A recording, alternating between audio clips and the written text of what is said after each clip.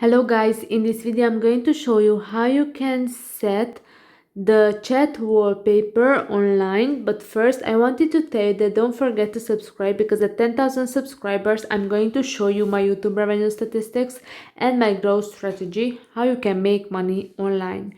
So first open the app.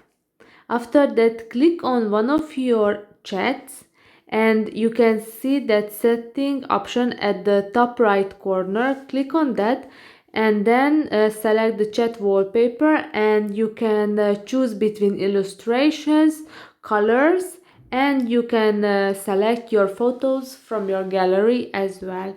So let's try it, and you can see that it is working and it will look like this. I hope this video was helpful for you. If it was, please consider subscribing and see you in the next one. Bye bye.